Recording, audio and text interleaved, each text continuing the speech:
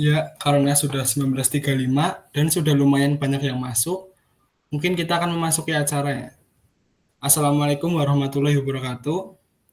Mungkin sebelum acara dimulai, saya akan memperkenalkan diri terlebih dahulu. Saya Rifki Tio Ramadhani Santoso dari Prodi Informatika Angkatan 2022 selaku moderator yang akan membawa jalannya acara Web Study Jam X Webforce ketiga. Acara kali ini akan membahas JavaScript dan DOM yang dibawakan oleh Kak Hizbullah Najihan dan Kak Arif Rahman. Untuk selanjutnya, saya persilahkan waktunya untuk pemateri. Oke, mungkin perkenalan ulang kali ya. Assalamualaikum warahmatullahi wabarakatuh. Perkenalkan, namaku Arif Rahman dari GDSC dari tim kurikulum. Akan menjelaskan tentang JS. Perkenalan tentang JS atau JavaScript. Mungkin share screen bentar ya.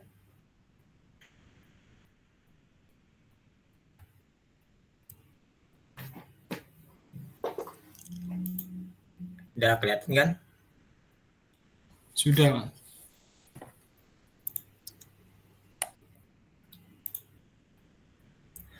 Oh iya, kalau misal ada yang mau ditanyain atau kecepatan atau apalah, tinggal ngomong aja. Soalnya nggak ngeliat ininya Google Meet-nya. Jadi nggak bisa ngeliat komen. Oke, langsung aja. Pertama itu JavaScript dan DOM. Nah, JavaScript sendiri, apa sih itu JavaScript?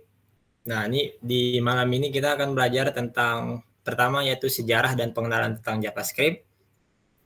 Where to itu tentang kita mau taruh script JavaScript-nya di mana, terus sintaks dan komen. Terus keempat ada variabel, kelima ada function, dan keenam ada data types. Oke, lanjut, mungkin kita nonton dulu kali ya 100 detik of JS.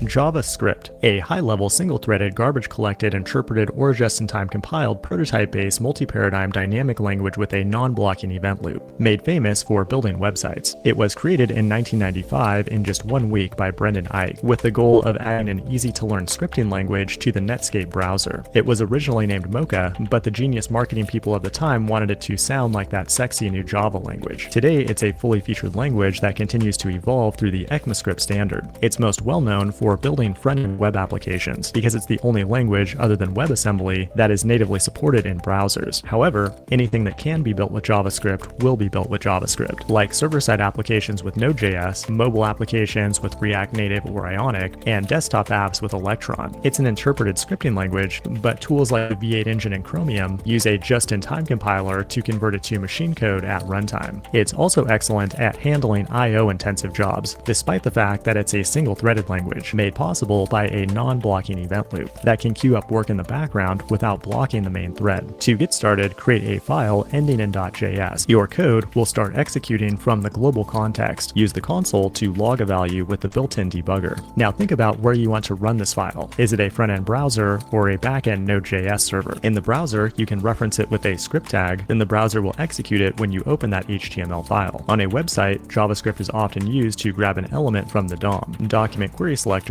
will grab the first button, then we can assign it to a variable with either var, let, or const. Var is the OG way to do it, but is typically avoided. Let is for variables that can be reassigned, while const is for variables that cannot be reassigned. Now, to make the button interactive, we can add an event listener to it by defining a function for the onClick event. We can use the function keyword here or the more concise arrow syntax. Now, the event loop will execute this function whenever a new click occurs. Functions are first-class objects to support functional programming patterns, but JavaScript also supports classes and inheritance for object-oriented patterns. Even though it's single-threaded, it can do work asynchronously with the Promise API, which also supports the async await syntax. JS code can also run on the server thanks to the Node.js runtime. Instead of buttons on a web page, it interacts with things like the file system API. Execute your code on the server by pulling up the terminal and entering the Node command. This has been JavaScript in 100 seconds. Hit the like button and subscribe if you want to see more short videos like this.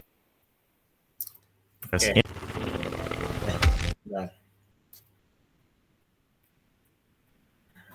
Nah, tadi kan udah dengar ya penjelasan 100 detik tentang JS ya, walaupun bahasa Inggris sih. Nggak tahu kalian ngerti apa enggak, tapi semoga ngerti.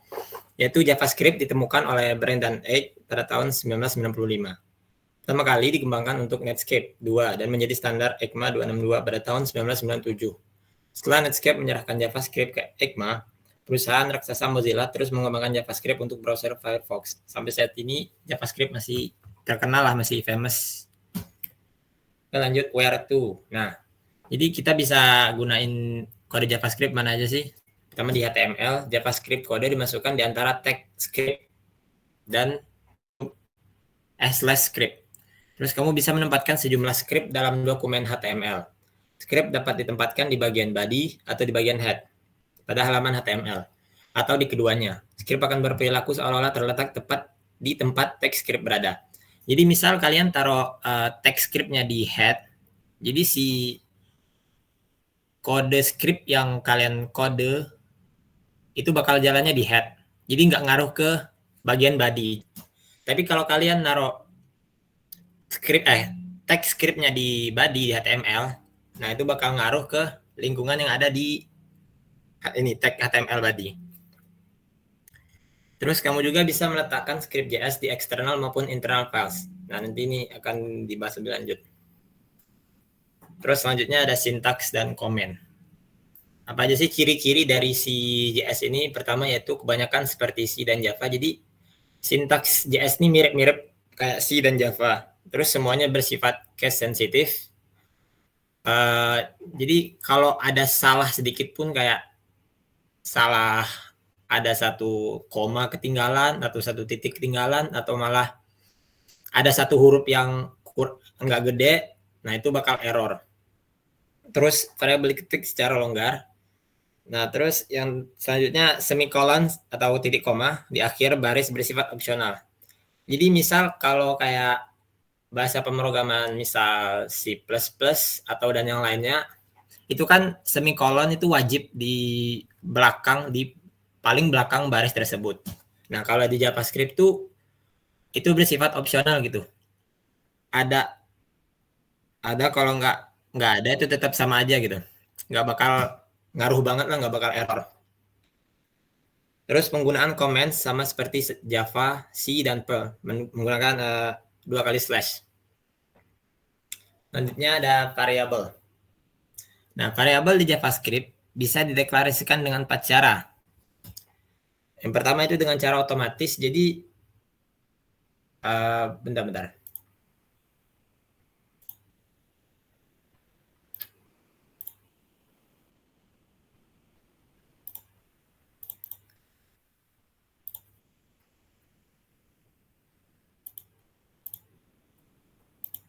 Udah kelihatan nggak ini si share screen? Belum. Belum.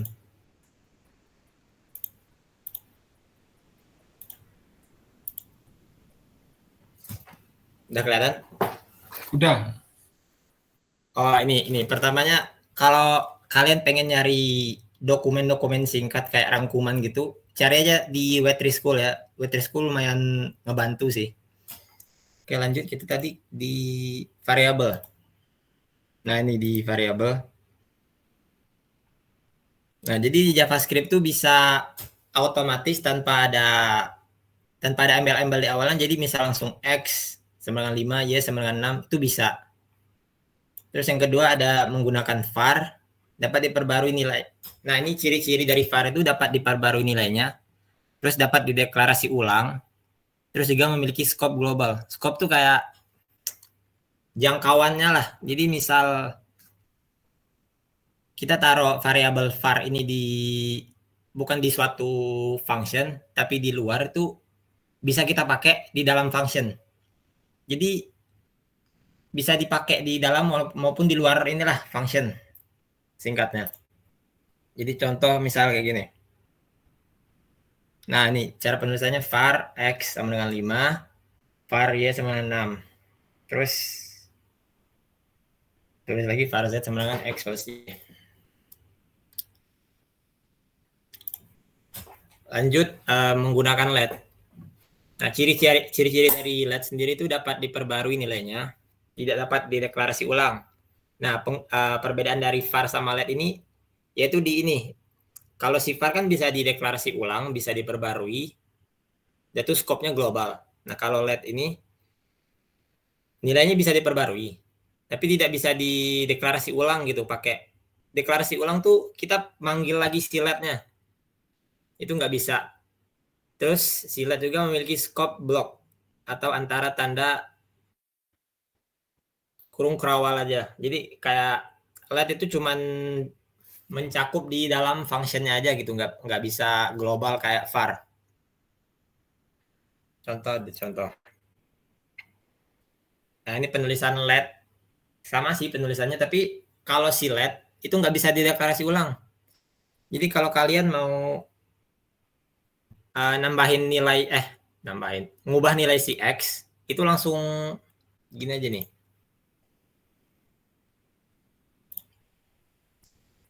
Kalau kalian pengen ngubah nilai si X langsung diginin aja.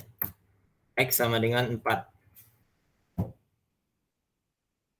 Jadi nilainya nanti bakal jadi 4 bukan 5 lagi. Nah, betul kan? Jadi Z kan variabel Z itu X plus Y. Nah, jadi 4 tambah 6 sama dengan 10. Yang awalnya nilai X itu 5, diubah jadi 4. Jadi 4 tambah 6 sama dengan 10. Tapi kalau misalkan kalian tulis let X sama dengan 4, tapi ini dideklarasi ulang kan si X-nya. Nah, itu bakal error. Nah, itu perbedaan dari var sama let. Selanjutnya ada menggunakan const. Nah, perlu kalian ketahui juga kepanjangan dari const itu konstanta. Jadi tidak bisa dirubah. Perbedaannya itu memiliki scope block. Scope block itu berarti mirip sama si let kan, cuman bisa ada di dalam function. Dia nggak bersifat global, nggak bersifat intinya di dalam function aja dia bisa dipakai. Akan tetapi tidak dapat diperbarui nilainya dan juga tidak dapat dideklarasi ulang, bersifat konstan dan tidak dapat diubah. Nah, jadi kalau kita pakai const itu nilainya tidak bisa diubah, deklarasi ulang pun tidak bisa. Jadi kayak udah tetap gitu, nggak boleh diubah. Contoh, ini kan const X sama dengan 5, const Y sama dengan 6. Misal kita ubah aja tanpa deklarasi ulang. X sama dengan 1 deh. Kan? Ini bakal error. Soalnya si const nggak bisa diubah. Nggak bisa diubah sama sekali. Coba contoh kita deklarasi ulang si X-nya. Nah, dia tetap error. Soalnya si const kan nggak bisa dideklarasi ulang maupun diubah nilainya. Oh ini deh, var juga var. Contoh var. Nah kalau si var ini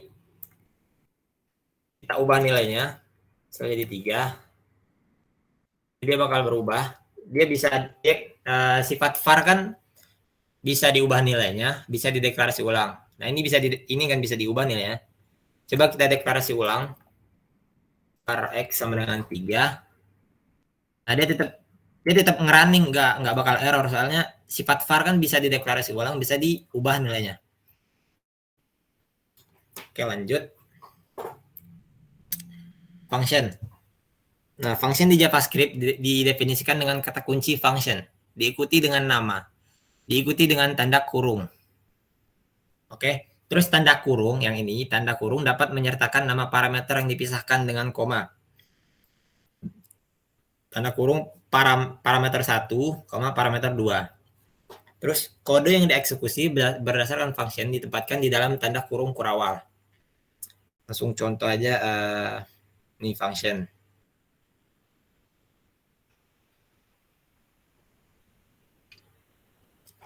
Nah, ini kan ini function nama ini fungsi function dengan nama functionnya my function. P1 itu parameter 1, P2 ini parameter 2. Nah, terus yang kode yang ada di dalam si kurung kerawal itu bakal di run. Jadi coba misal pakai yang tadi ya coba. Var P1 sama dengan 3.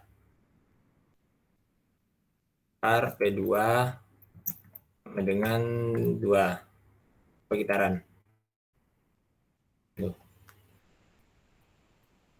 Nah, intinya itu aja. Lanjut, data types. Nah, data type sendiri, JavaScript memiliki tipe 8 data.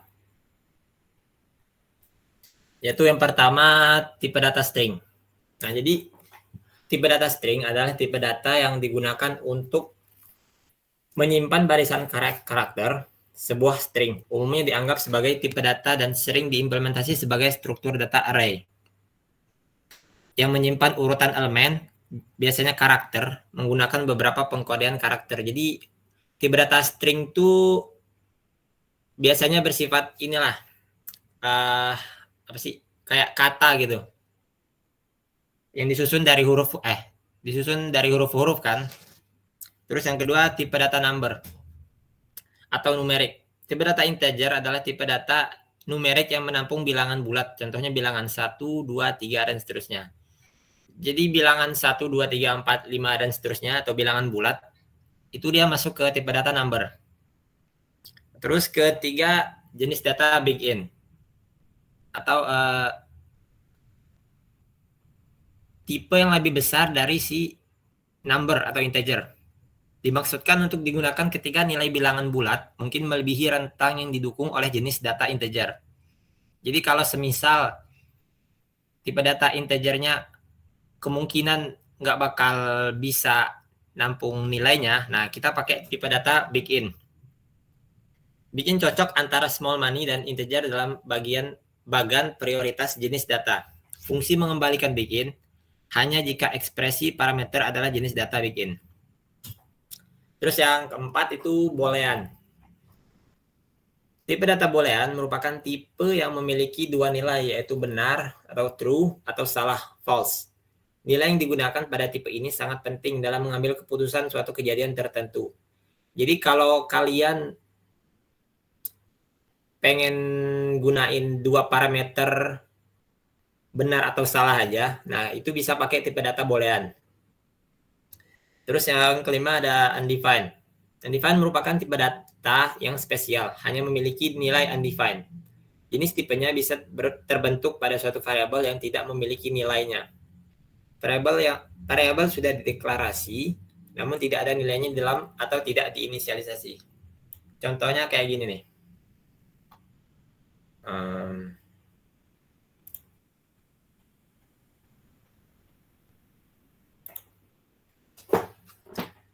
Contoh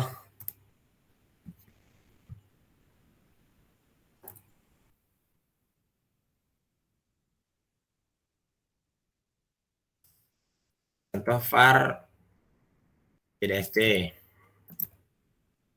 Nah, kok sampai sini doang. Nggak ada nilai, tapi udah dideklarasi nih si variabel GDSC. Nah, ini disebut variabel tipe data undefined. Nggak ada isi, tapi variabelnya udah deklarasi gitu menggunakan var kan. Oke, selanjutnya tipe data null adalah sebuah tipe data spesial yang menunjukkan sebuah variabel belum memiliki nilai atau data. Tipe data null pada PHP mirip dengan tipe data none pada Python. Penulisan null bisa berupa huruf besar atau kecil maupun keduanya, karena pada dasarnya bersifat case insensitive. Jadi kalau dicontohin tuh kayak gini.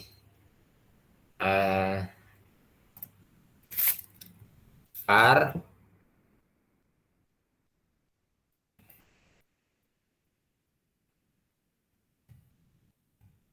nah ini tipe data null. Oke, selanjutnya tuh ada tipe data simbol. Diperkenalkan oleh ES6, simbol merupakan tipe data primitif yang bersifat immutable, tidak dapat berubah. Setiap tipe data simbol akan mengembalikan dengan nilai simbol karena penggunaan tipe data ini menggunakan fungsi simbol. Karena tujuan dari penggunaan fungsi simbol adalah untuk melakukan identifikasi properti pada objek, dikarenakan tipe data simbol bersifat unik. Terus yang ke-8, tipe data objek adalah tipe data yang tidak sekedar menyimpan data, tapi berisikan juga informasi bagaimana untuk mengolah data tersebut, Maksudnya, pada tipe data lain seperti integer, float, string, hanya berisikan tipe data dia sendiri. Sedangkan pada tipe data objek dapat berisikan tipe-tipe data lain. Jadi tipe data objek itu kumpulan dari tipe data lain dalam satu tempat gitu. Dalam satu tempat sekali pakai lah. Nah, itu tipe data objek. Mungkin selanjutnya Mas Nadi silakan.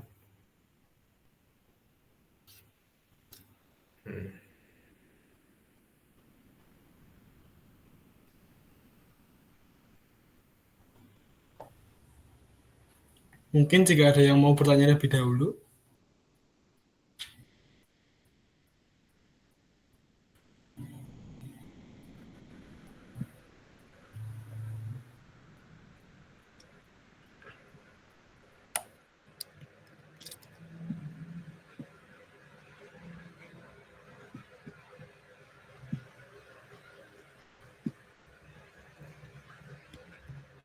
Gimana nih lanjut? Karena belum ada yang bertanya, mungkin lanjut dulu aja, Mas. Siap. Baik, izinkan saya untuk melanjutkan materi, yaitu JavaScript DOM. Sebelumnya kita akan mengetahui dulu apa itu JavaScript DOM. JavaScript DOM yaitu dokumen objek model merupakan konsep dasar dalam pengembangan web. Dalam DOM adalah interface pemrograman untuk dokumen HTML dan XML. DOM memungkinkan web developer untuk berinteraksi dengan konten dan struktur halaman web, sehingga aplikasi web yang dibuat dapat menjadi dinamis dan interaktif. Dengan DOM, developer dapat menambah atau menghapus elemen dari satu halaman, mengubah teks atau style elemen, atau merespons interaksi pengguna secara real-time. DOM dalam JavaScript. Dokumen objek model dalam JavaScript adalah cara untuk berinteraksi dan memanipulasi konten dan struktur halaman web. Nah, untuk DOM ini, jadi karena DOM web sekarang tuh tampilannya bisa lebih modern dan interaktif, ketika pengguna itu bisa mengklik suatu tombol atau lainnya. Dengan kata lain, JavaScript dapat mengakses dan memodifikasi objek, dokumen, dan elemennya dengan menggunakan DOM. Nah, misalnya seorang developer dapat menggunakan JavaScript untuk menambah atau menghapus elemen dari suatu halaman, mengubah teks atau style elemen, atau merespon interaksi pengguna seperti klik tombol. Oke, sebelum itu kita langsung aja praktek.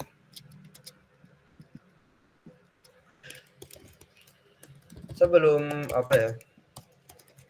kita di sini membuat file HTML.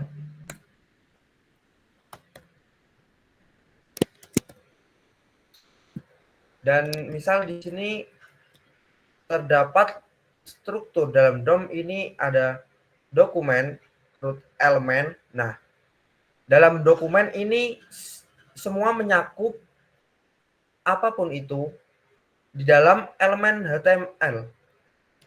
Nah, di sini.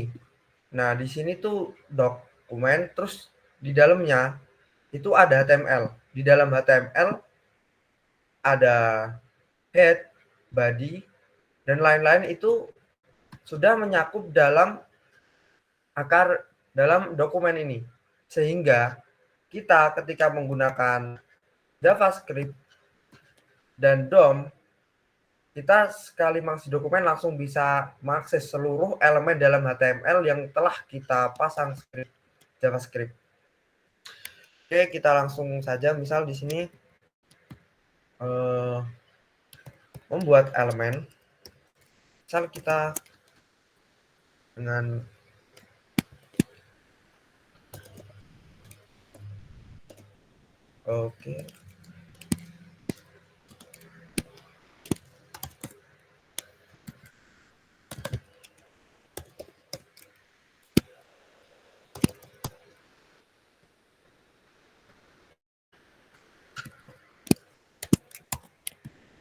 Oke.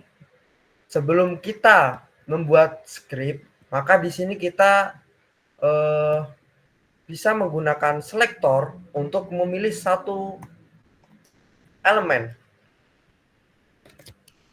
Misal di sini kita telah membuat JavaScript agar kode kita bisa mengakses HTML yang telah kita buat, elemen di dalamnya, kita wajib menggunakan selektor, memilih suatu elemen mana yang akan kita manipulasi atau tangkap event yang terjadi. Misal di sini kita akan menggunakan elemen H3 sebagai papan, dan sini kita akan memberi papan seperti di sini, misal contoh di sini ya. Oke. Nah, untuk memilih elemen papan yang mau kita manipulasi nilainya, di sini kita harus menggunakan DOM. Kita buat variabel untuk seperti tadi, untuk var agar bisa lebih luas atau leluasa dalam memanipulasi elemen papan, dan kita beri nama papan agar memudahkan kita dalam menyeleksi suatu mengoperasikan suatu variabel biar gak bingung. Baik, kita buat variabel papan, lalu di sini kita langsung dokumen, dan di sini kita langsung mengambil elemen. Karena kita di elemen HTML kita beri atribut ID, maka di sini kita langsung saja get element by ID. Misal kalian ingin langsung memilih tanpa harus menggunakan ID, bisa. Di sini berarti kita langsung get element H3 yang menunjuk pada elemen H3 yang ada di dalam dokumen head body lalu ke elemen H3. Nah, sebenarnya ketika kita mencoba untuk memanipulasi, kita tidak hanya cukup untuk membuat variabel elemen. Kita telah membuat variabel papan yang mengakses elemen H3, namun di sini kita masih belum membuat suatu fungsi. Nah, sehingga ketika kita coba klik, di sini masih belum terjadi ya, bahwa coba di sini kita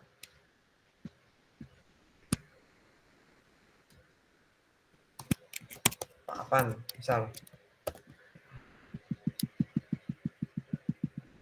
Nah, di sini kita akan menggunakan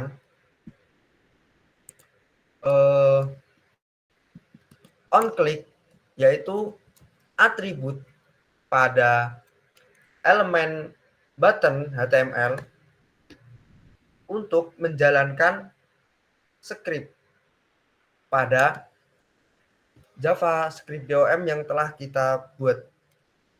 Di sini kita kosongkan dulu karena kita belum membuat fungsi. Nah, di sini seperti tadi yang telah dijelaskan oleh Mas Arif, untuk pembuatan fungsi yaitu kita bisa menggunakan function, lalu karena kita ingin membuat fungsi tombol klik, kita kasih saja nama klik. Lalu di sini ketika fungsi dijalankan, maka di sini kita pilih papan yang telah kita buat variabelnya. Lalu di situ kita akan ubah value yang ada di dalam elemen papan menjadi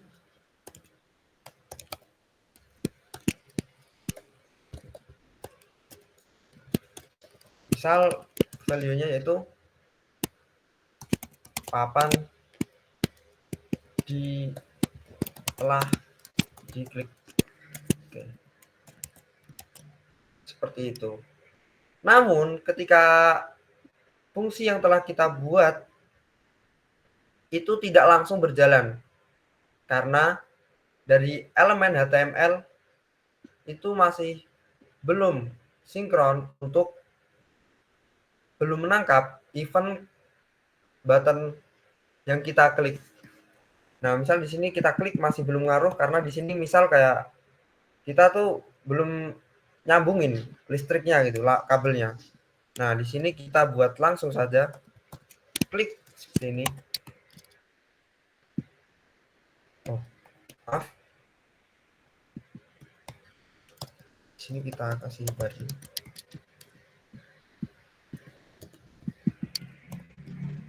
Ini ada HTML. Kita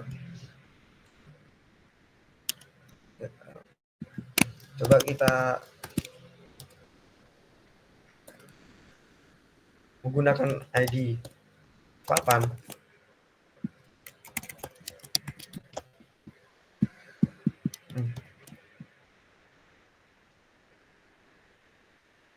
Papan dokumen.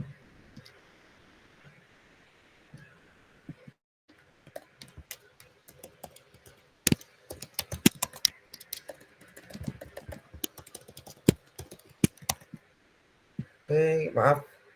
Saya cek dulu. Class list. Oke.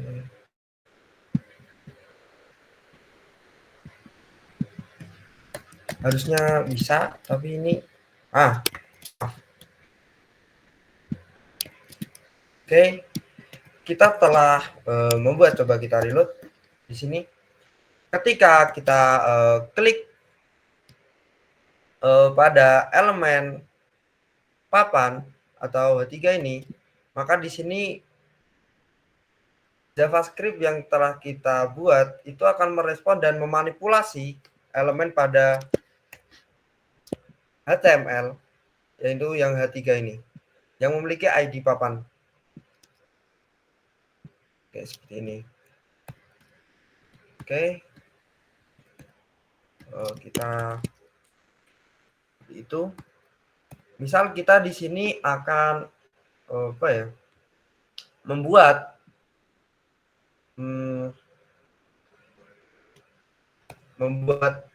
papan di mana di situ ada tombol kurang dan tambah.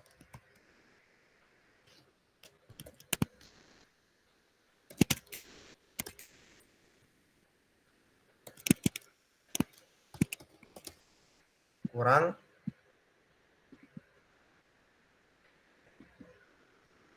dan kita akan membuat fungsi dua fungsi, yaitu fungsi tambah dan kurang. Namun di sini kita cukup membuat satu fungsi, yaitu tambah dulu. Ketika fungsi tambah telah jadi, nanti kita tinggal kopas dan kita ubah untuk penilaiannya. Misal di sini kita akan membuat angka untuk menabung nilai, dan di sini kita akan menampilkan nilai angka pada elemen yang telah kita buat, yang telah kita ambil dalam script nih, yaitu papan angka. Sehingga maka yang tampil pertama yaitu 0. Karena angka yang telah kita deklarasikan ini akan tampil di papan ini melalui manipulasi DOM JavaScript nih.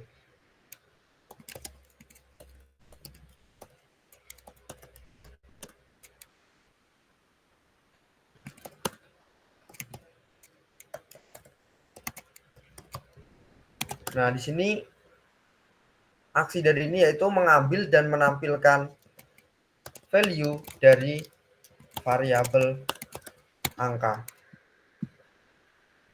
Oke. Dan kita akan membuat fungsi tambah dan kurang bisa menjadi berfungsi bagaimana mestinya.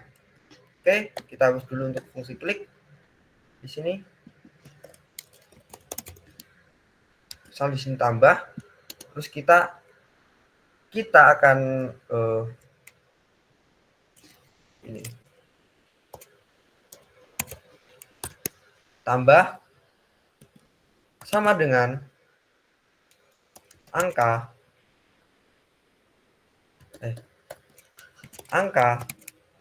sama dengan angka plus 1. Terus kita tampilkan hasil dari penjumlahan ini ke dalam elemen HTML dengan mengambil angka yang terbaru yang telah dijumlahkan. Kita coba. Oke, kita coba jumlah. Nah, sekarang kita akan mengurang. Kita akan membuat fungsi untuk pengurang nilai. Kurang di sini misal. Oke, untuk di sini kita akan coba lagi tambah kurang. Oh, belum bisa, maaf. Di sini kita belum menyambungkan kabel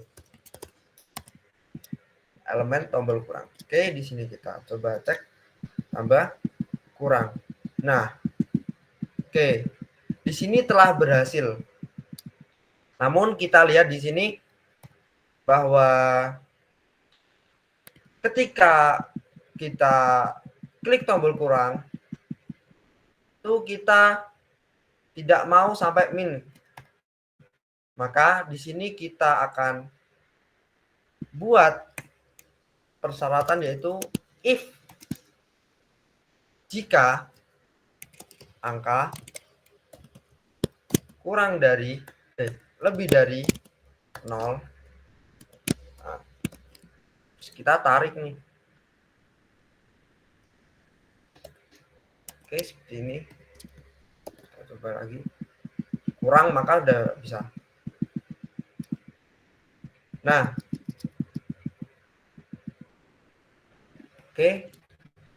Kita akan meringkas lagi suatu kode di mana di sini kita bisa mengubah dari kita coba ini.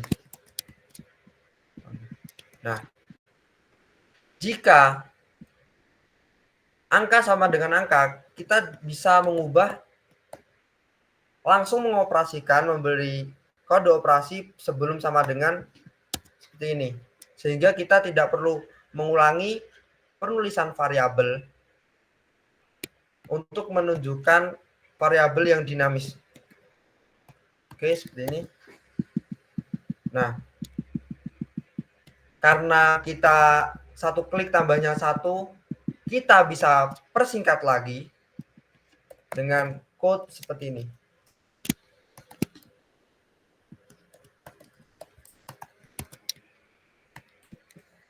Oke, sehingga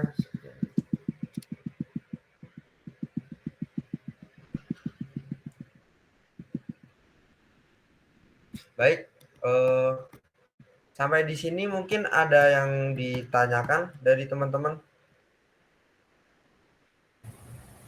Kalau ada yang bertanya bisa langsung on mic atau komen di Meet aja ya.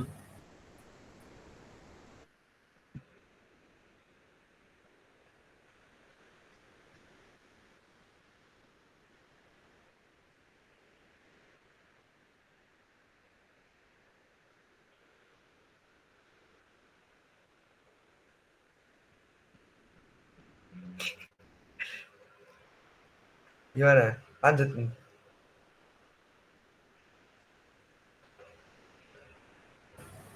Lanjut dulu aja, Mas. Baik, kita lanjut untuk oke. Di sini tadi maaf ada kesalahan dalam CSS ini. Sebenarnya untuk CSS ini materinya tadi karena ada kesalahan belum dituliskan di sini, maka saya akan ambil di sini. Yaitu dalam DOM untuk mengubah style. Nah, di dalam DOM pun kita bisa memanipulasi style dengan dokumen get element by ID, yaitu kita bisa singkat dengan papan tadi, lalu kita bisa style property. Nah, misal di sini kita akan langsung praktekkan. Ketika diklik,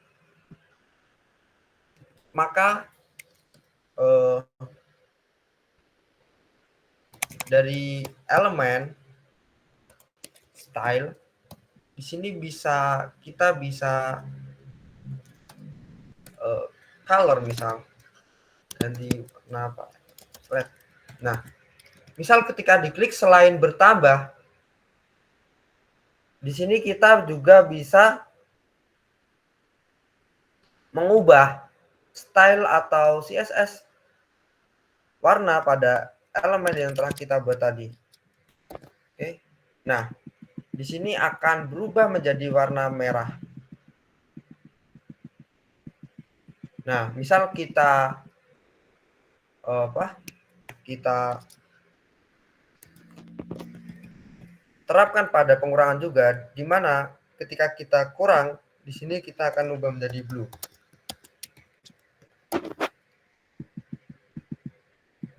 Nah, selain itu, masih banyak lagi styling atau CSS yang kita manipulasi menggunakan DOM pada script ini. Oke. Namun kita di sini nanti dulu. Oke, kita lanjut untuk materi selanjutnya yaitu DOM event. Nah, di sini apa itu DOM event? Oke.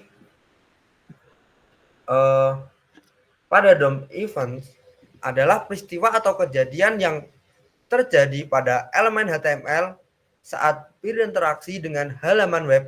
Peristiwa ini dapat mencakup segala sesuatu mulai dari mengklik tombol, menggulir halaman, hingga mengirim formulir. Nah, beberapa contoh DOM yaitu klik. Oke, sebelumnya saya akan menjelaskan langsung satu persatu. Nanti kita akan mengambil contoh dari klik dan submit. Oke, untuk yang pertama ada klik, di mana event klik ini terjadi ketika elemen, biasanya seperti tadi button itu diklik. Lalu ada mouse over, itu terjadi ketika kursor mouse bergerak ke atas elemen. Nah, seperti ketika kalian scroll itu ada di beberapa web itu biasanya ada kayak efek.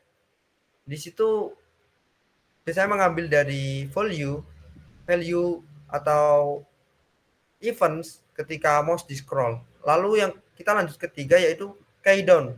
Itu terjadi ketika tombol pada keyboard ditekan. Nah, pada keydown itu ketika kalian ngeklik apapun atau mengetik apapun itu pada keyboard, itu akan ditangkap oleh DOM. Lanjut keempat yaitu load. Terjadi ketika dokumen atau elemen selesai dimuat. Misal ketika kalian melakukan reload atau reload itu, maka akan dari DOM akan menangkap event load. Ada yang lanjut yang kelima yaitu change. Nah, change ini terjadi pada elemen formulir ketika nilainya berubah. Nah, ketika kalian itu mengisikan suatu formulir pada form, login, register, dan lain sebagainya, di situ pada elemen input, DOM bisa menangkap event atau kejadian ketika kalian mengisi suatu form atau input pada satu per huruf biasanya, itu bisa langsung menangkap. Yang lanjut yang keenam yaitu submit. Submit terjadi ketika formulir dikirim. Nah, ketika kalian kayak login atau register itu juga biasanya menggunakan event submit. Oke, kita akan langsung mencontohkan. Event yang pertama yaitu kita akan mencontohkan klik dan submit ya. Oke. Kita hanya perlu mengubah sedikit kode di sini, di mana kita tidak akan menggunakan on click. Oke.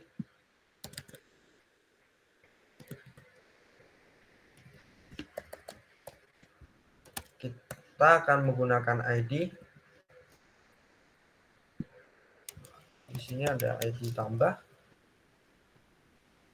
kurang. Dan kita akan membuat variabel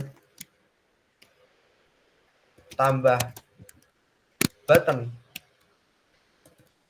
Oke, button tambah button. Oke. Di sini kita akan melakukan hal yang sama ketika kita menselect elemen pada papan. Pada 3 tadi seperti ini, get element by ID. Itu karena kita tombol tambah, di sini kita kasih tambah karena kita memberi ID di sini yaitu tambah. Misal di sini bisa nggak menggunakan kelas? Bisa. Nah, di sini untuk kurang kita akan menggunakan kelas misal. Oke. Kurang. Di sini kita akan membuat variabel baru kurang button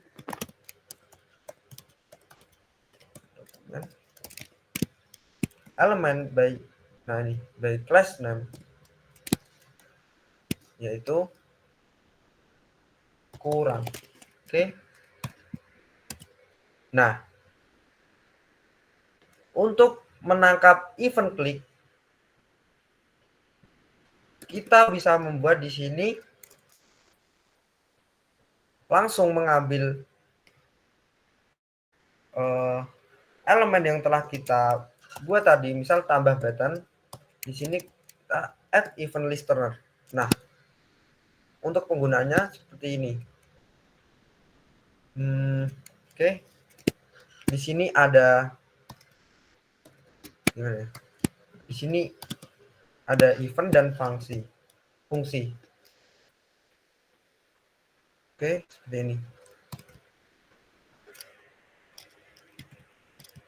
Karena kita telah membuat fungsi sebelumnya, kita tinggal menambahkan fungsi pada di sini. Misal di sini ketika klik, maka di sini akan menjalankan fungsi tambah.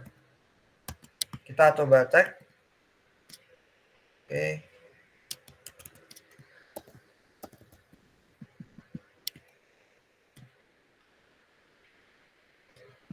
Bisa ya?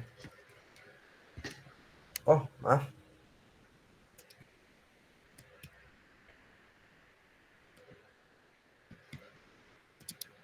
Kita coba dulu untuk fungsi.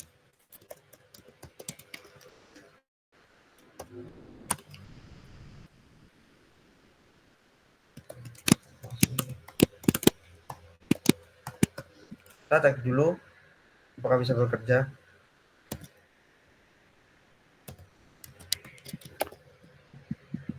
Oke, bisa. Gimana itu?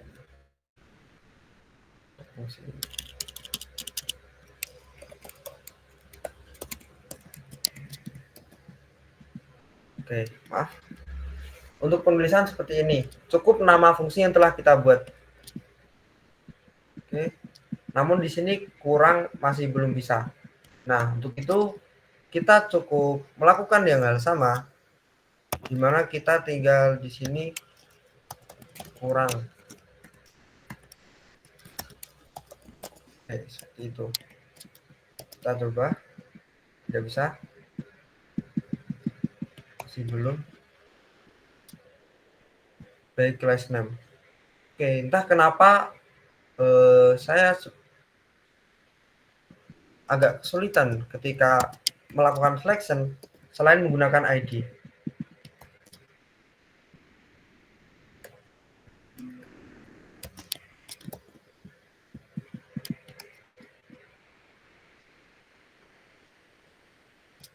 Coba kita untuk sementara nggak tahu ya kenapa ini, kita akan menggunakan ID dulu.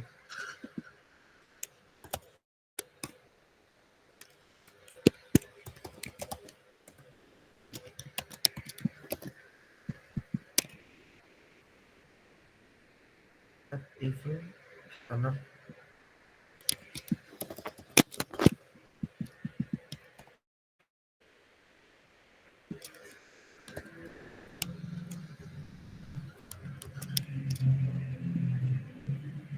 kurang BTN.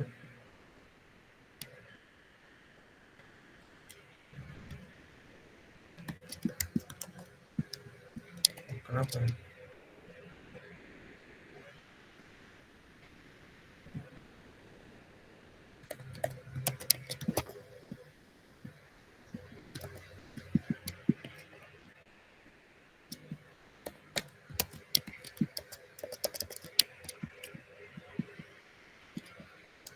Bentar, ini kenapa? Apaan?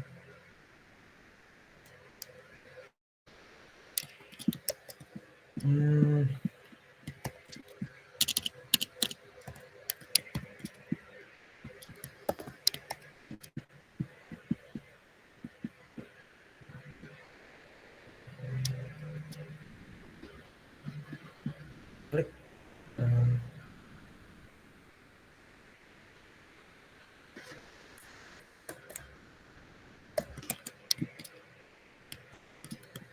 Oke, maaf, kita lanjut aja dulu. Oke, di sini kita akan langsung implementasi penggunaan DOM pada navbar. Oke.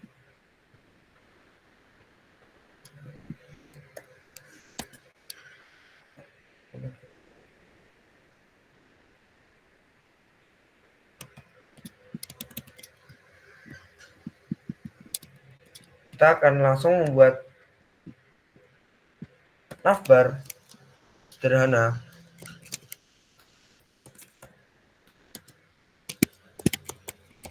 Nah, di sini kita akan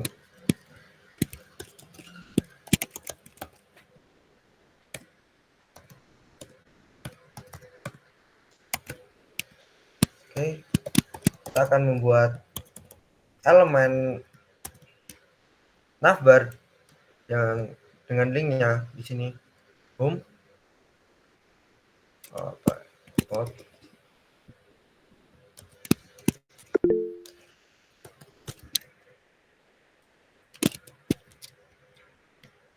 divar kurang BTN ada di boot. Oke, coba kita lihat divar kurang BTN.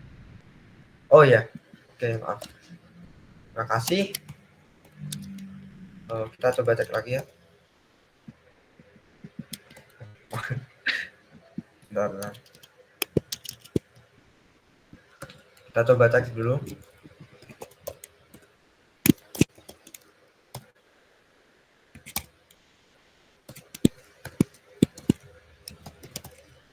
Klik tambah. Oke.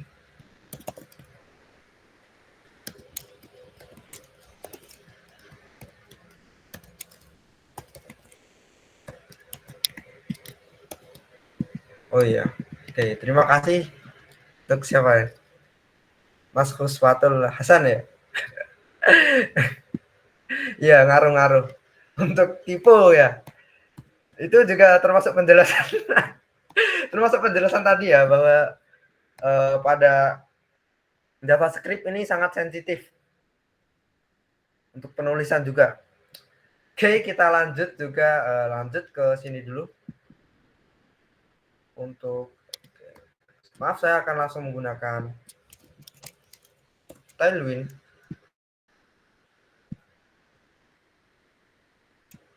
Agar mempercepat ya.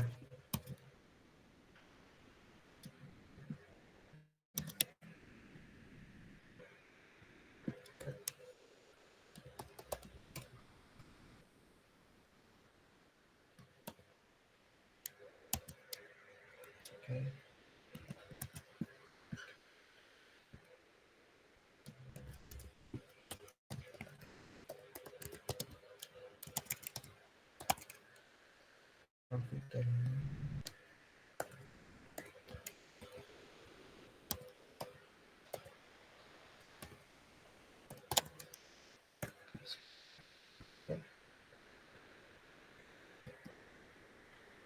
Oke, kita langsung aja.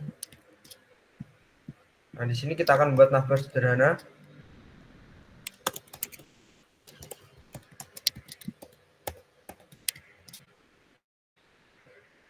Next. Oke.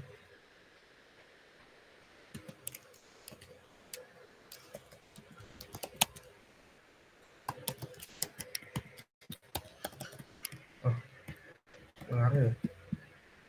Coba.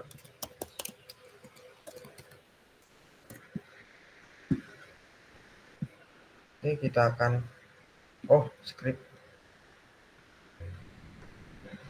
Oke, kita akan menggunakan Tailwind sebagai CSS biar mempermudah kita dalam membuat navbar ini.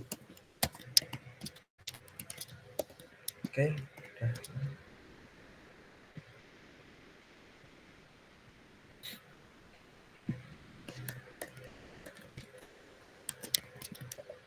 Oke, navbar.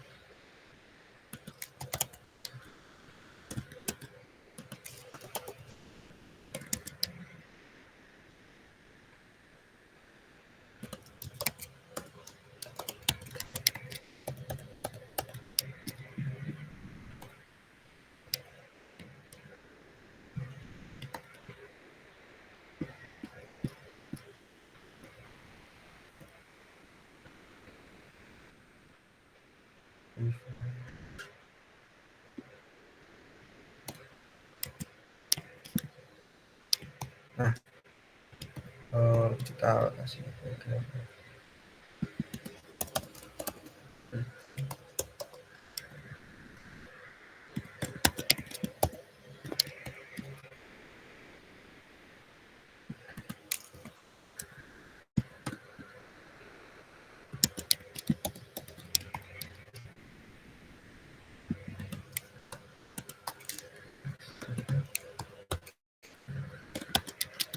Nah, baik. Di sini kita telah membuat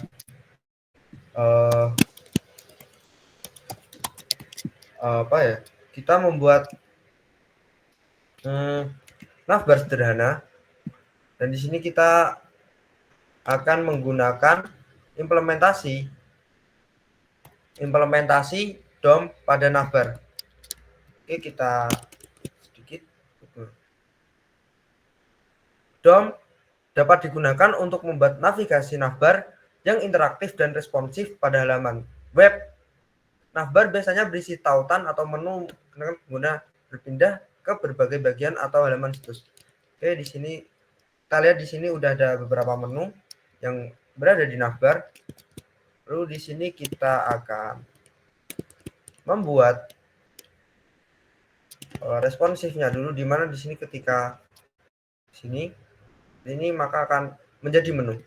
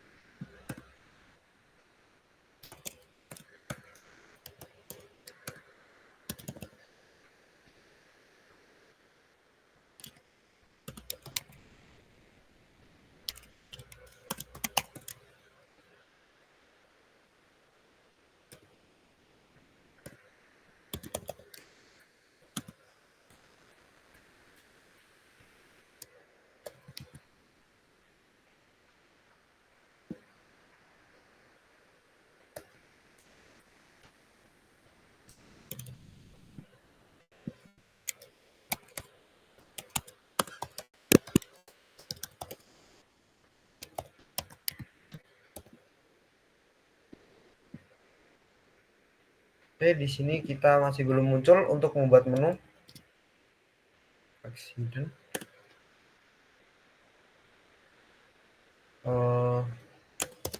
Oke, kita kasih break. Oh, maaf, di sini kita masih belum menentukan hanya.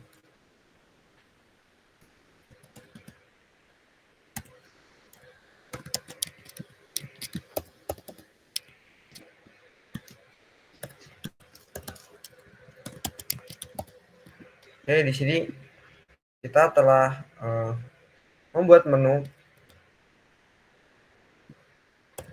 di mana ketika berada di tampilan desktop maka seperti ini, namun ketika berada di tampilan hub mobile seperti ini. Nah, kita akan memainkan event listener itu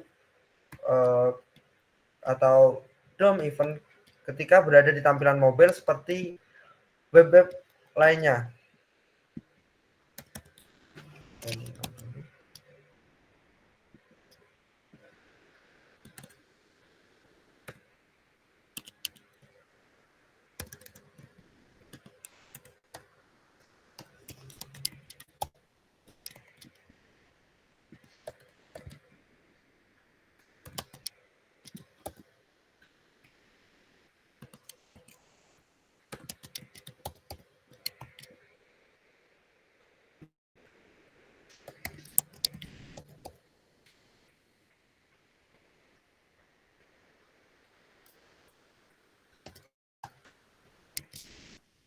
Oke, seperti ini ya, seadanya dulu.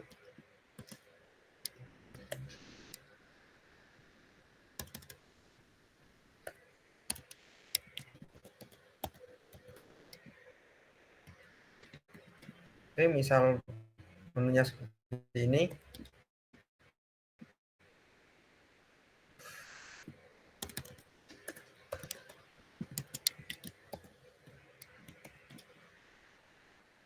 Kita akan membuat menu di sini dengan menangkap di sini ID nav toggle. Oke, nav toggle. Kita di sini telah membuat nav toggle. Lalu kita ganti elemen pada wrapper menu ini menjadi bebas, div kayaknya juga bisa. Coba kita menggunakan div dulu. Lalu kita akan menangkapnya di sini dengan variabel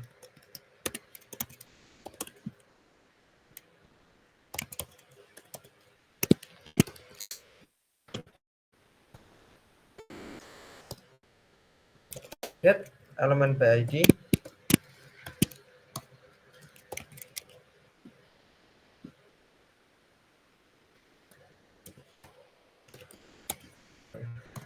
Oke.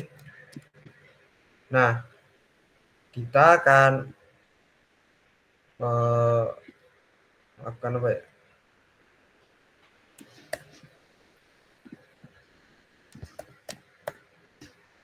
Oke, di sini kita akan melakukan penangkapan event dengan sebenarnya kalian gini juga bisa langsung. Misal kayak gini. Terus langsung add event juga bisa. Namun di sini kita akan menggunakan variabel untuk memudahkan ketika kalian ingin memperbaiki kode biar gak bingung. Oke. Klik. Nah. Oke, kita akan menggunakan arrow function. Sini kita akan is show aja. Show false. Oke, kita akan juga mengimplementasikan tipe data boolean, di mana di sini kita akan menggunakan true or false. Maka ketika true, menu selanjutnya menu apa ya? Di sini kita akan juga membuat misal flex.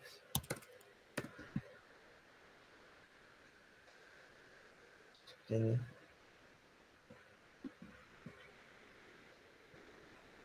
Oke, seperti ini misal. Ini.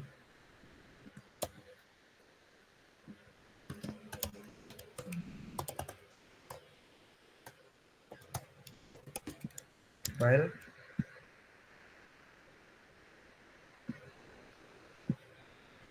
Nah, di sini kita akan ketika diklik pada add event listener yang ada nav toggle ini, tombol menu tadi, ketika diklik, yang pertama kita lakukan yaitu kita akan mengubah elemen yang menu mobile ini. Kita akan men-select juga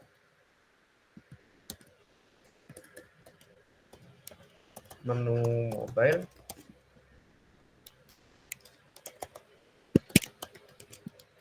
Ini. Oke. Menu mobile. Class list. Nah, di sini kita akan pertama kita akan remove karena kita tailwind ya. Di sini kita langsung aja remove hidden, yaitu bermaksud untuk menghilangkan class hidden, dan kita akan menambahkan kelas flex, di mana flex itu akan menampilkan elemen yang ada di sini. Misal seperti ini.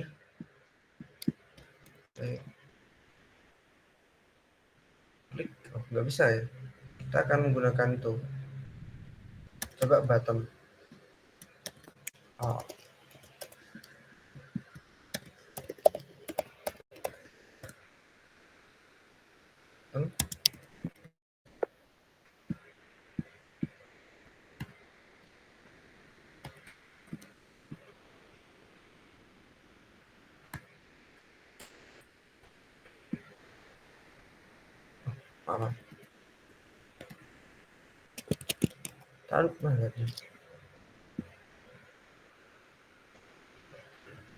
Salah sintaks, Kak. Maaf ya, salah yang mana ya?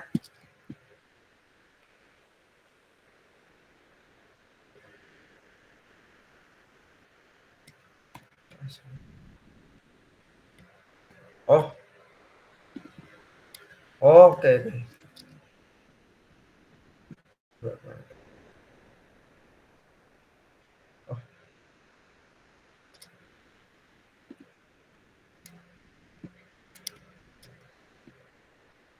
Oke, kita akan coba seperti ini.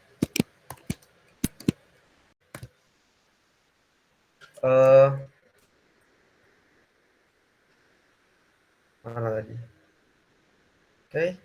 Berarti ketika scroll sebelumnya, scroll yang sekarang itu lebih besar, gimana ya? Lebih besar dari scroll yang terbaru, maka kan artinya ke atas. Kalau ke atas, berarti misal nih ketika scroll yang sekarang nih berapa ya? 50. Nah, itu bisa kurang karena ketika scroll yang sebelumnya yaitu 50, di sini bisa sekarang scroll itu ke atas dan akan semakin mengecil hingga nilainya menjadi 0.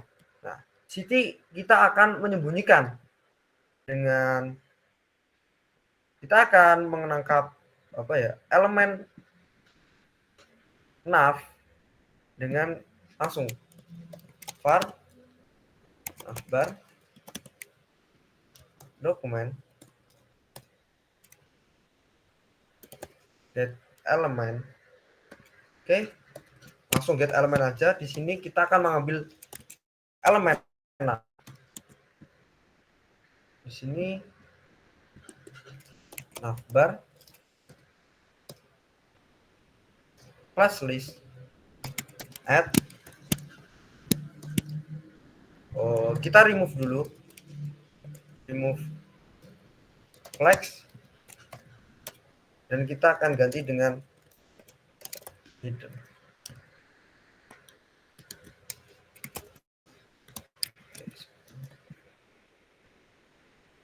Maaf, untuk posisinya kita ubah tetap di atas ini. Nah, maaf, di sini ada error di mana dokumen get element is not. Kita akan gini aja, query select.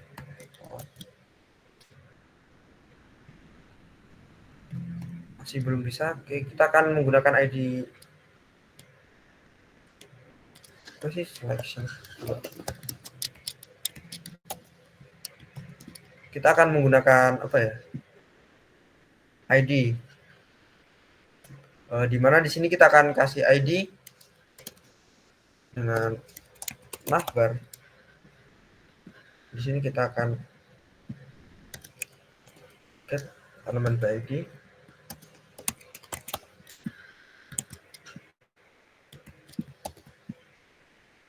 Nah, ketika di scroll akan hilang. Kita coba reload lagi. Ketika scroll ke atas,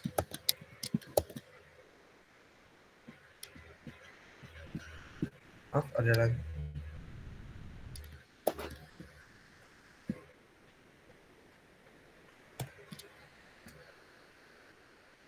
Navbar. Oke.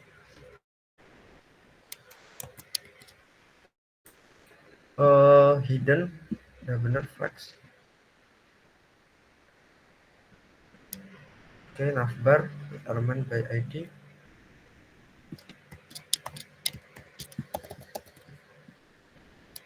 Ntar kita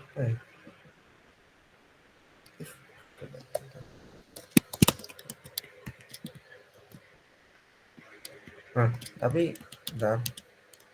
Oh iya, maaf. Kita akan memberi di sini proof scroll sama dengan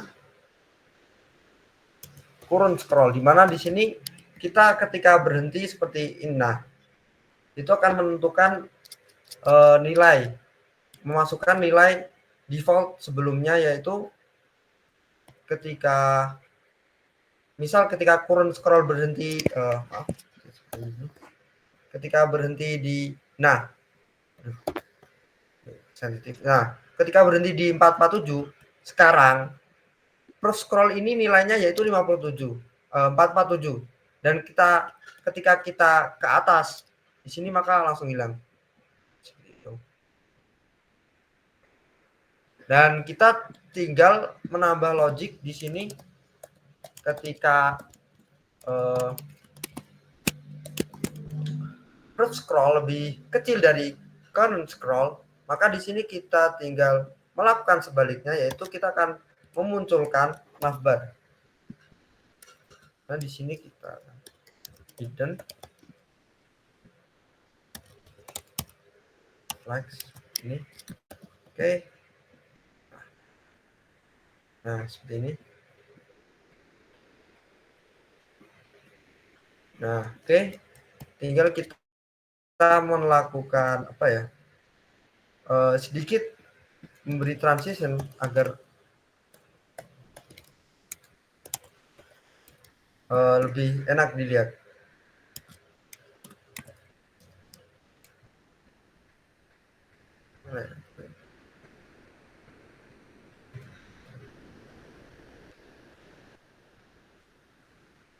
Coba kita menggunakan bounce. Udah ya.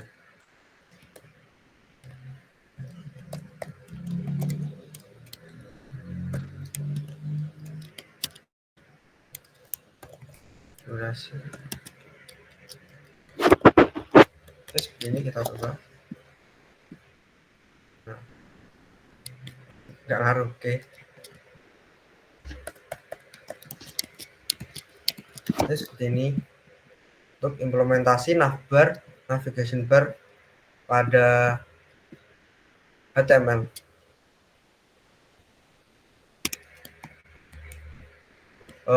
Baik, untuk selanjutnya itu terima kasih. Tadi kami tutup dulu dan kita akan lanjut ke sesi berikutnya. Baik, terima kasih. Assalamualaikum warahmatullahi wabarakatuh. Untuk acara saya kembalikan kepada MC. Oke, terima kasih Mas Hizbullah. Selanjutnya jika ada yang bertanya materi ke Mas Arif maupun Mas Hizbullah, bisa langsung open mic atau lewat komen meet aja ya.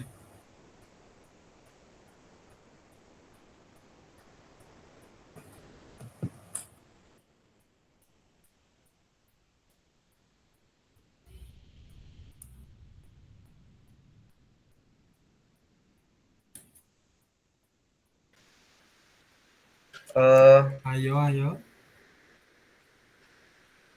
Mana tadi? Berarti ketika Jika belum ada yang bertanya, mungkin saya akan bertanya kepada Mas Arif. Itu lebih besar. Kan tadi variabel ada let, var, sama cons.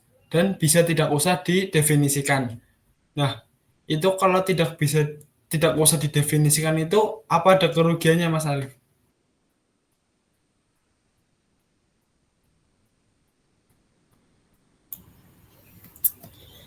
Mungkin kalau kerugiannya sih nggak spesifik aja sih. Jadi kayak kalau misal var kan ada spesifiknya gitu, var, let, cons. Kalau nggak di deklarasi itu mungkin nanti dari si programmernya bakal bingung kapan mau deklarasi, kapan mau ngubah nilainya doang gitu. Gitu aja sih paling. Kalau yang lain-lainnya belum tahu sih. Oh, begitu ya.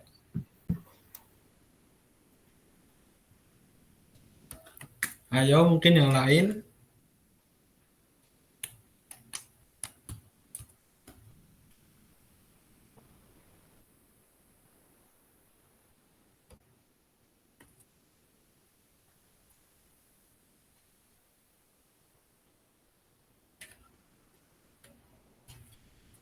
Kita tunggu sampai 21.10 mungkin ya.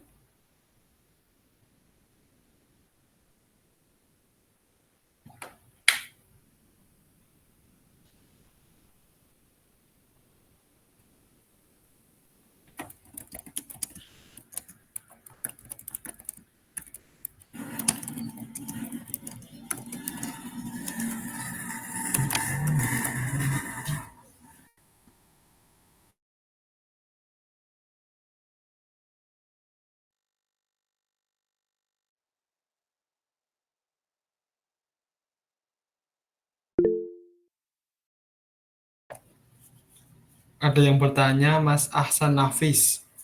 Berarti kalau tidak dideklarasikan itu nanti masuknya ke var, let, atau cons. Kan itu masing-masing behaviornya beda ya. Gimana itu Mas Arif? Nah itu tadi kan udah aku bilangin. Jadi mungkin bakal pusing di programmernya aja sih itu. Kan kita nggak tahu dia bakal kayak gimana ya. Ya setauku sih dia belum ada penjelasannya kayak ada behavior khusus kalau nggak didefinisikan kayak var, let, cons. Tapi setauku nggak ada deh. Jadi paling pusing di ininya doang. Di programmernya kalau mau nge-coding. Jadi sebaiknya sih pakai tipe-tipe tadi kayak var, let, cons gitu aja sih biar nggak pusing. Oke, jadi begitu Mas Ahsan. Mau nambahin boleh? Boleh Mas Umar? Biar tambah jelas. Itu kayaknya kalau nggak dikasih keyword var, let, sama cons di depannya itu dia otomatis jadi var nanti. Ya setahu saya kayak gitu nanti behaviornya ngikut ke VAR nanti. Terus ini buat tips aja sih, kalau best practice-nya itu sebenarnya sekarang udah nggak ada yang pakai VAR lagi, maksudnya udah dihilangin karena VAR itu keyword VAR itu dia scope-nya itu sering ngaco, dia scope masih pakai function scope. Jadi untuk best practice-nya itu lebih baik kita pakai LED, udah nggak pakai VAR lagi sih. Itu aja sih. Oh, oke. Makasih Mas Umar. Jadi intinya itu kalau nggak dideklarasikan itu masuknya ke VAR ya Mas Hasan?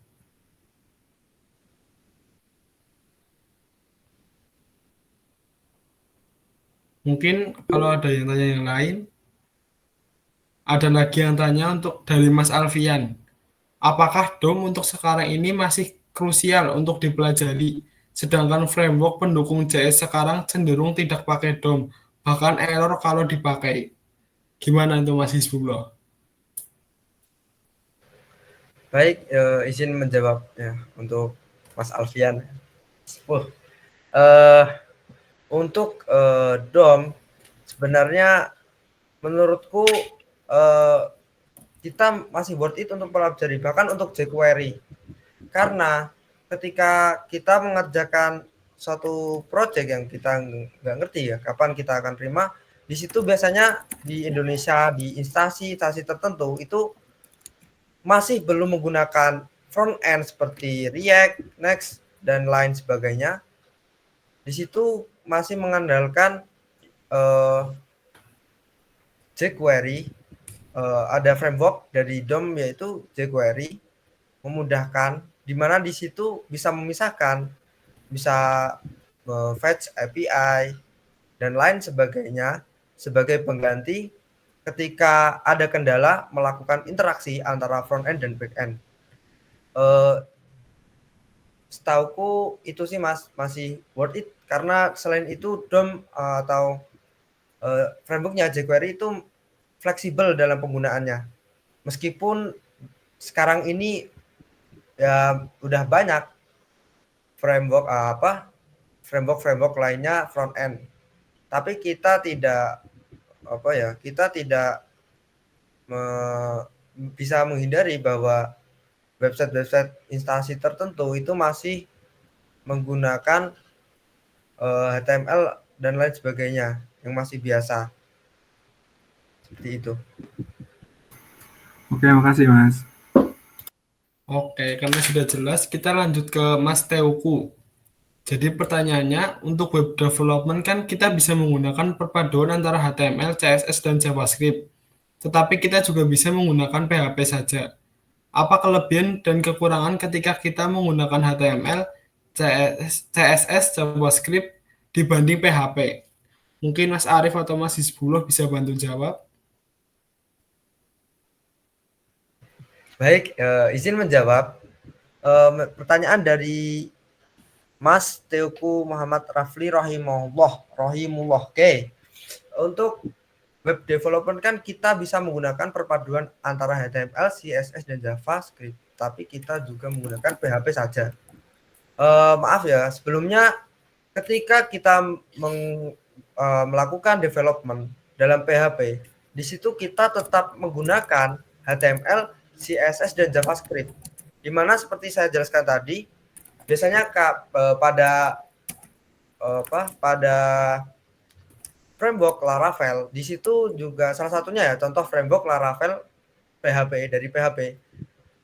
Di situ malah menggunakan namanya yaitu template blade, di mana di dalamnya itu menggunakan tidak luput dari HTML, CSS, dan JavaScript. Terkadang ketika kita menggunakan melakukan development akan mengalami kendala meskipun di situ sudah dihandle dengan template blade dari Laravel. Terkadang kita dalam melakukan suatu action seperti menampilkan modal ketika ada list, edit, dan lain sebagainya. Ketika menggunakan Laravel terkadang ada kendala sehingga kita tetap membutuhkan nyambung yang tadi yaitu DOM. dengan menggunakan framework jQuery. Sehingga kayak ketika kita menggunakan untuk PHP dan HTML, CSS, JavaScript itu suatu hal yang berbeda ya, tidak bisa dibandingkan. Karena di dalam PHP pun tetap menggunakan ketika itulah HTML, CSS, JavaScript seperti itu. Terima kasih. Mungkin cukup. Mungkin begitu untuk Mas Teoku. Apakah kurang? Oh, sudah. Selanjutnya ada dari Kak Ahmad Sydney bertanya, untuk pengambilan elemennya itu lebih baik pakai get element by ID atau query selector, Mas? Baik ya, izin jawab untuk dari Mas Ahmad Zindi. Izin bertanya untuk oke. Di sini sebenarnya bebas ya.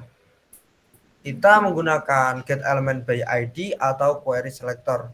Namun entah kenapa saya tadi masih belum, ketika saya tahu ketika menggunakan query selector di situ kita sebenarnya juga bisa lebih luasa, namun kita juga harus lebih hati-hati ketika menggunakan query selector, di mana di situ yang kita select yaitu apakah elemennya kah, kelas, ID atau sebagainya gitu, ID, kelas atau elemennya yang kita pilih.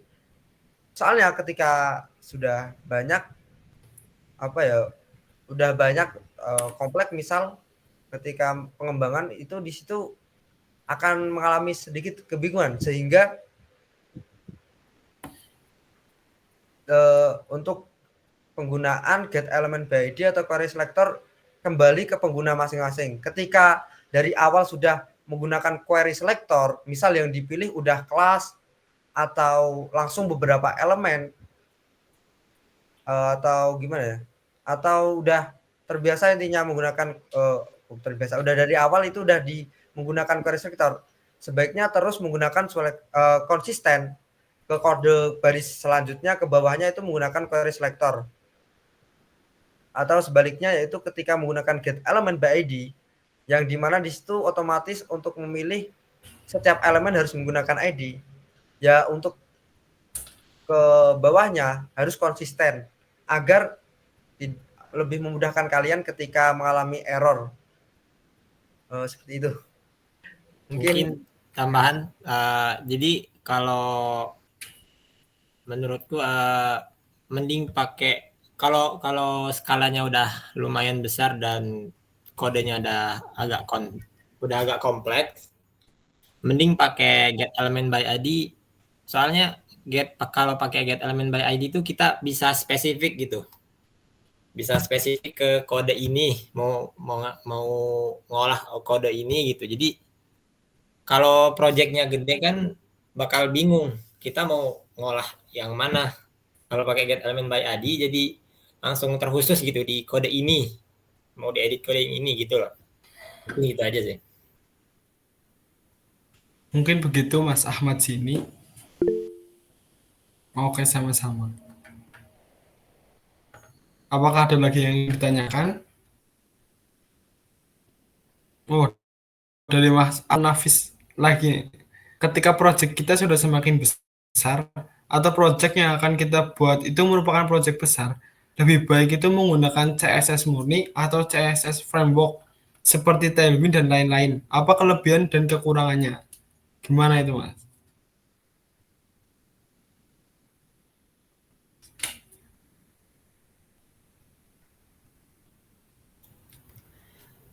Ya, jadi kalau udah project, kata Mas Ahsan kan, kalau projectnya udah semakin besar, ya bagusnya sih ya pakai framework. Kan framework diciptakan tuh biar ngemudahin kita kan. Jadi ya udah pasti pakai framework lah. Mungkin kalau kekurangannya sih, kalau dari sisi server si Tailwind-nya ada mati gitu, jadi servernya nggak bisa digunain lah, mungkin bakal keganggu ke web kita. Soalnya kan source code-nya dari si server si Tailwind tadi. Tapi kemungkinannya itu juga kecil banget lah. Kan sekarang udah modern lah. mati lampu pun paling bentar doang langsung di backup kan. Jadi ya sebaiknya sih pakai framework lah. Jadi begitu Mas Hasan. Intinya pakai framework lebih gampang. Apakah ada lagi? Ayo, ayo.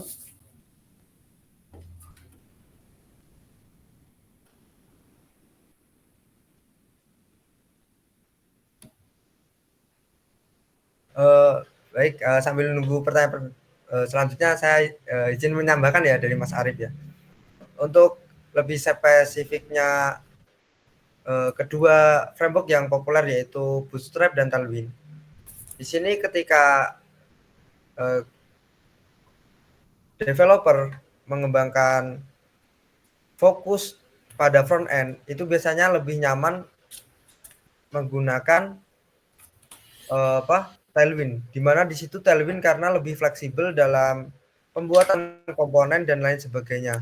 Dan ketika developer melakukan full stack itu biasanya dia sudah nggak fokus pada front end karena di back end pun juga di handle, sehingga biasanya lebih mudah menggunakan Bootstrap, di mana di situ Bootstrap sudah siap, komponen sudah siap jadi gitu, tinggal dikopas gitu.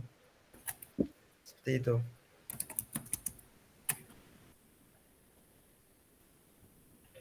Mungkin begitu tambahan dari Mas Hizbullah untuk Mas Hasan.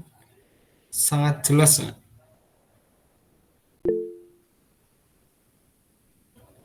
Ya, apakah masih ada yang ingin ditanyakan?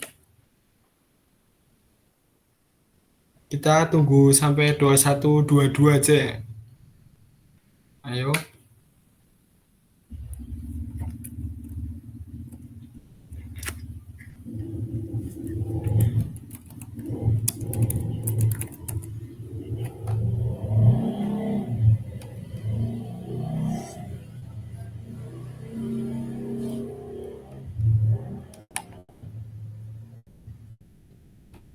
Ada yang tanya lagi nih, Mas Teuku Muhammad Rafi Rohimullah. Nah, jadi JavaScript ini apakah bahasa yang mudah dipahami untuk beginner? Soalnya saya pernah mendengar dari teman saya kalau JavaScript ini bahasa yang lumayan sulit dipahami untuk beginner. Apakah itu benar, Mas?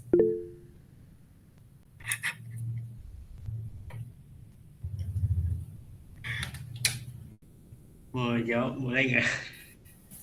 Nah, silakan, Mas Umar. Jadi Boleh juga nih, Mas. pertanyaan kan JavaScript itu apa ya? Bahasa yang lumayan sulit untuk dipahami. Sebenarnya kalau sebelumnya udah pernah belajar satu bahasa pemrograman aja, untuk dasar-dasar JavaScript itu lumayan gampang karena sintaks-sintaksnya itu lebih memudahkan untuk programmer dibandingkan dengan bahasa kayak C++ atau Java mungkin kayak gitu. Dia tuh JavaScript mirip-mirip sama Python lah, jadi sintaks-sintaksnya memudahkan programmer dan menyulitkan compiler kayak gitu. Jadi kalau sebelumnya udah pernah belajar bahasa satu aja untuk belajar JavaScript itu lumayan nggak sulit lah. Mungkin yang sulit pas udah ke JavaScript Advance-nya, ke DOM mungkin atau ke asynchronous dan lain sebagainya.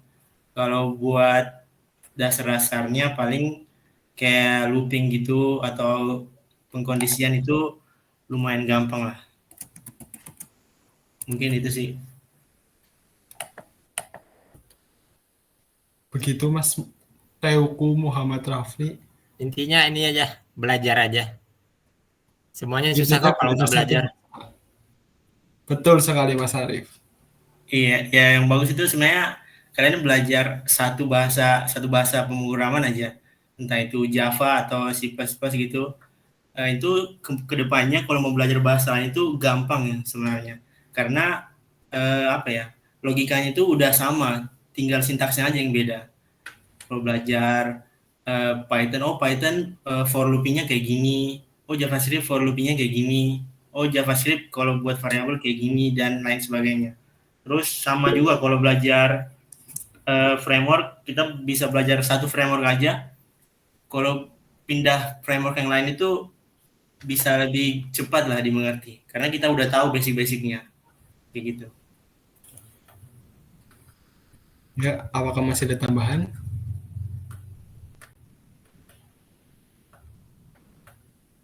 Ya, karena semua bahasa mungkin ya konsepnya sama-sama aja sih. Jadi belajar satu bahasa pemrograman sampai benar-benar expert, nanti kalau ganti ya pasti bisanya lebih cepat. Ayo, apakah masih ada yang tanya?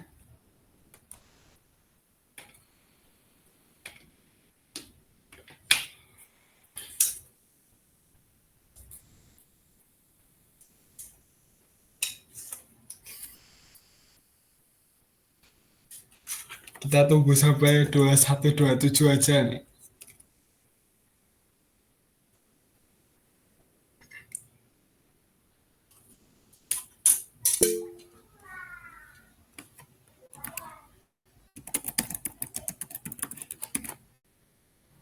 Ini ada mau jawab lagi boleh nggak?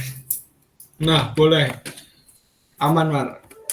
Untuk backend JavaScript sama Python bagusan mana? Mungkin setahu saya lebih bagus Python ya, karena Python itu lebih aman juga. JavaScript itu keamanannya kurang lah dibanding bahasa-bahasa yang lain.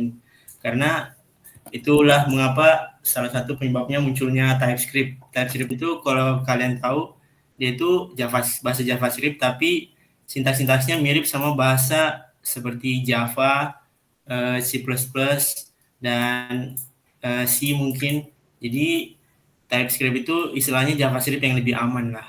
Jadi untuk JavaScript sama Python kalau dibandingkan buat backend kan kita ngurus server, data dan lain sebagainya. Jadi kita perlu keamanan yang ekstra. Jadi mungkin Python lebih bagus daripada JavaScript.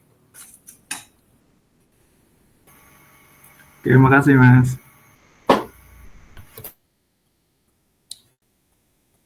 Ayo yang lain. Mungkin saya kan mau bertanya lagi. Saya sering banget belajar coding itu kadang belajar, besok nggak belajar, 2 minggu itu lagi belajar lagi. Nah, itu gimana sih cara konsisten mungkin dari Mas Umar, Arif, atau Mas Hizbullah, atau Mas Nizam yang sangat paham, gimana ya? Biar konsisten itu.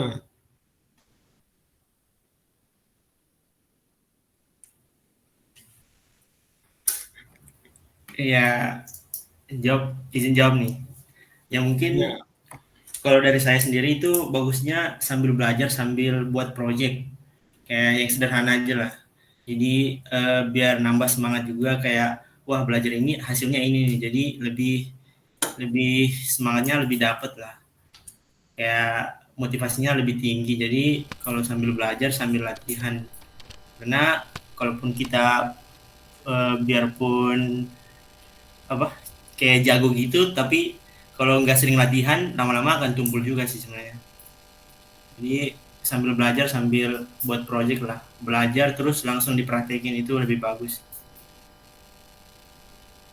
Tapi misalnya saat bikin project itu bingung gitu, masih tanya ChatGPT misalnya itu, apakah nggak apa-apa Mas Umar? Ya kalau namanya juga belajar kan itu emang kayak gitu sih. Saya juga kalau error itu nggak nanya-nanya siapa-siapa, pasti langsung ke ChatGPT karena kita udah dimudahkan sama AI kan. Itu Iya jadi juga. ironi, saya sebutnya ironi. Jadi di kelas kita belajar ada mata kuliah AI, ini cerita AI, kita belajar AI pakai AI gitu. Ya. Jadi seperti itulah, ada nggak apa-apa, namanya juga masih belajar, pasti perlu pembimbing. Makasih banget Mas Umar. Izin nambahin ya, Mas Tio, boleh Mas Tio? Oh, Oke, boleh banget Mas. mungkin nambahin dari Mas Umar, itu betul banget dari Mas Umar. Tapi ada beberapa hal kayak kita juga harus netepin target juga toh setiap harinya, yaitu dengan cara kita pengen buat apa sih dari yang ini. Nah, kayak yang dibilang Mas Umar, kita harus buat project juga. Kemudian kita juga harus konsisten, kita harus tahu tujuan kita itu ngapain. Ini kan masa kalau belajar ya harus dipaksa emang setiap hari kalau bisa. Jangan apa namanya, kalau ada waktu luang tapi buat waktu luang itu kayak gitu aja sih kalau menurutku Mas Tio. Makasih Mas Nisa.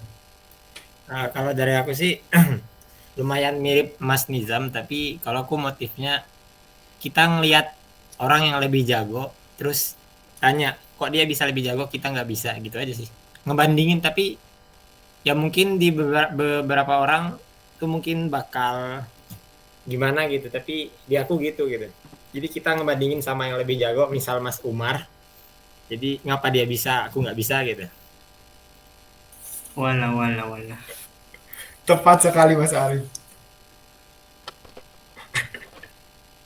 Makasih Mas Arif.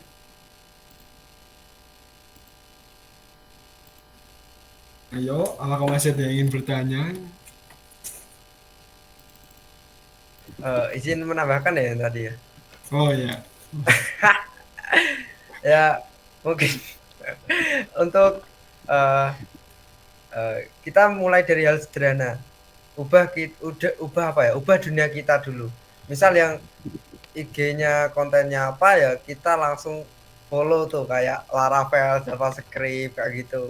Terus yang YouTube kita subscribe untuk kayak orang yang kayak PZN atau dan lain sebagainya suka sharing-sharing tentang industri atau TikTok kayak gitu. Dunia kita ubah dulu. Mulai dari situ biasanya. Kita kayak nanti kayak ke-trigger gitu untuk belajar apa-apa gitu. makasih ya Mas Hizbullah. Apakah masih ada yang ingin bertanya?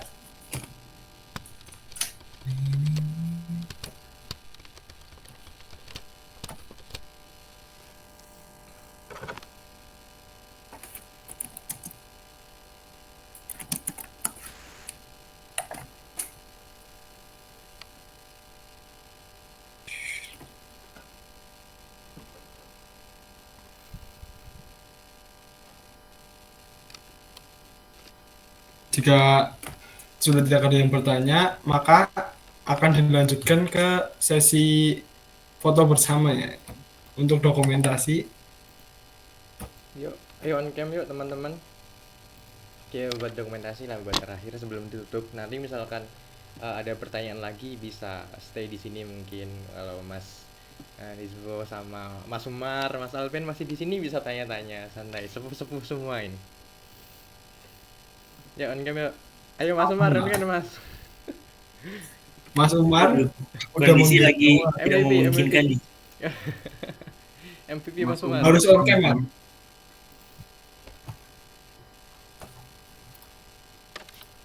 Yuk. Yuk, Mas Rizky, Rizky Surya, Ayo Surya, Mas Arif, Rahman, Mas Daniel, Mas Rozin, Mas Tauku, Mas Zidni.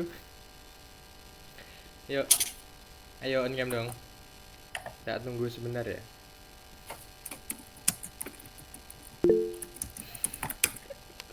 Bohong kamu Surya. kalah.